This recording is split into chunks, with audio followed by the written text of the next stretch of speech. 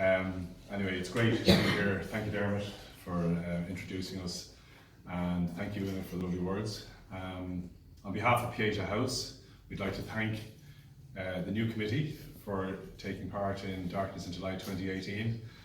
I'd also like to acknowledge the real heavy lifting that has been done over the years, especially the last 6 years, by Alan and Maeve Gallagher, who travels the country, as Dermot alluded to help shine a light in the corner of Westport.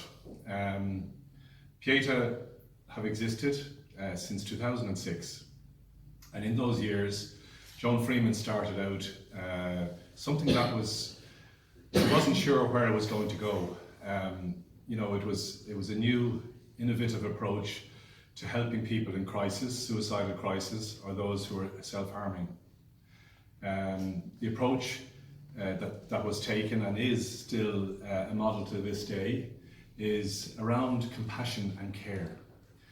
Listening to people, allowing them a safe space to bring their crisis with them, the whole baggage, kit and caboodle, only say why they have come to Pieta once, and then they're on the journey of repair after that. So we have a special approach that we take. All the centres we have around the country, of which there are 15 now, are really specially designed not to be clinical style. They're homely, they're welcoming, they have a little candle on the outside of the front door, which indicates perhaps to people who are in need of a crisis that there is a light shining. And that light will always shine for them when they come through the door. And they'll go on a journey. Initially they come through as an assessment, and then it's for them to see the facility and what we have, and also for us to see them and to make sure that the type of therapy that they need, we can provide. So then we go on a journey, and that journey is a very, very special piece of work. For listening and really astute professional help by counsellors. So as I suggested earlier, they only have to say their story once, because we guarantee, thanks to Darkness into Light and all the support that we get around the country, that person will go on the same journey with the same therapist from beginning to end. So they don't have to retell their story to different people ongoing.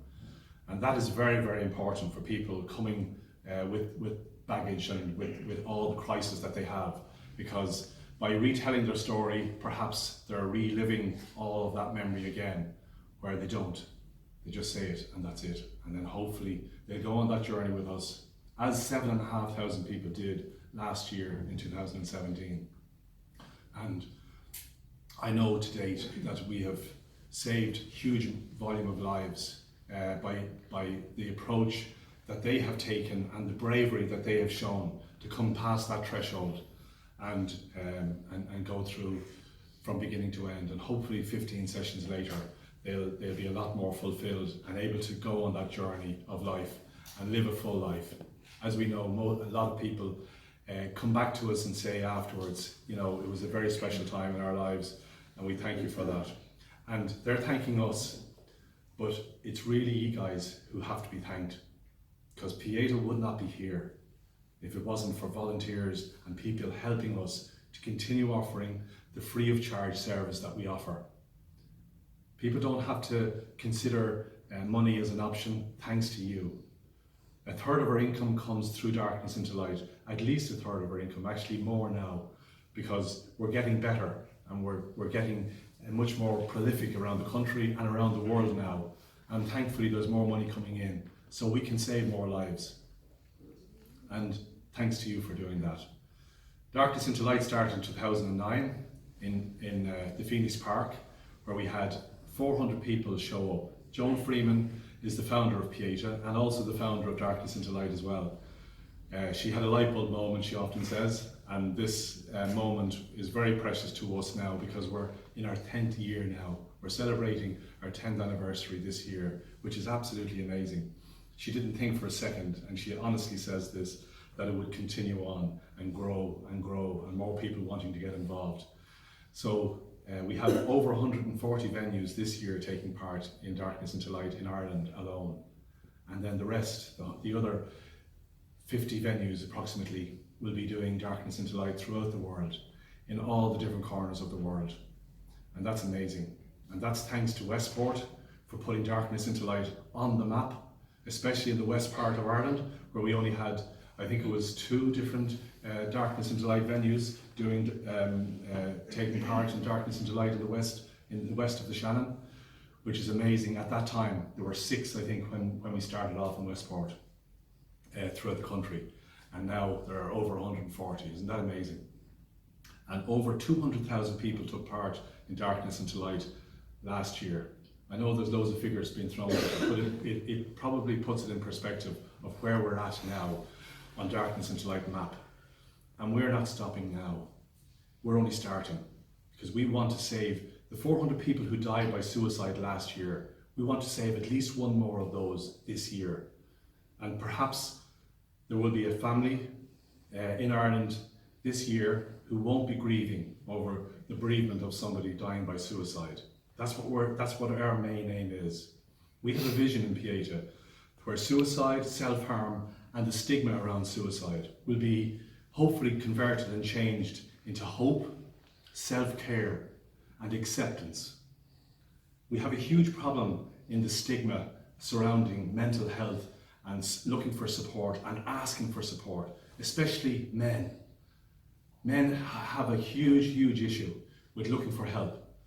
And it's incumbent upon everybody in our society, we feel in Pieta, needs to shoulder the wheel now and look out for people on the street, people in work, people in their families, in their homes, and looking for the languages that are being maybe intimated and not necessarily said directly, that I'm looking for help. You know, I'm going through a rough time at the moment, and the languages that we use. And I know I was particularly touched by Father Charlie in Claremorris the other night when we did our complete Mayo launch, and a few other areas as well. When he said, and it just resonated with me so clearly, because it's something that we say in Pieta about the languages that we use with each other, and exchanging, you know, terms and how we depict people in our society. And they are terms that can be considered cruel, can be considered really harmful going forward in terms of how we converse and hopefully help each other. So the message for today is hope. We're awakening. We're waking up at 4:15 on the 12th of May this year, and we're hoping many thousands around the world and in Ireland will also wake up and try and help each other through crisis, and hopefully continue on to be part of our society in a positive way. A big challenge for us this year is that we are all going online for registering. I see some smiles coming to faces, which is great. This is a huge challenge for us. GDPR, which is General Data Protection Regulation, is coming in on the 26th of May. Yes, it's a European law, I suppose, but in a sense, it's to protect all our own data, no matter what we do and where we're registering and what information we're giving out in society in a general way. And Darkness into Light, unfortunately, we have to toe the line, because we want to protect Pieta from any fines, any breaking of the laws that perhaps we could get involved in if we were taking physical registrations. So unfortunately, that's gone, and we hate to see it going, because we love the aspect of people being able to rock up in the morning of Darkness into Light, looking out at the sunshine, or looking out at a lovely clear morning and saying, God, I'd love to get up this morning now and go out to Westport House and take part in the event. And that's still possible if they could go online and register. They can also still rock up in the morning. We're not going to turn anybody away at the gate and say you can't take part. But obviously it would really help us if people could register online well in advance. We're asking people to avail of the early bird up to the 11th of April, which is next Tuesday, I think. It's a $5 off all the different registration fees, which is a nice advantage for families and people taking part. And then after that, it's the standard fee. And we're asking people to register before a date, the 4th of May, so that they can avail of the free t-shirt which will be delivered to them, to their door, okay? So we won't have this manicness around in the morning and people crazily pulling t-shirts out of boxes and what size fits me and, you know, does that look well and, you know, this. We don't have that craziness. And I know the committee will be really thankful for that. Perhaps people coming along in the morning mightn't be, because they won't have that easy access to the t-shirt. But again, we're asking people to live with it. We're going through a transition this year that hopefully it will be 10 times easier next year when people do realise that this is the way forward and we have to do this. We're compelled to do it. We've no choice.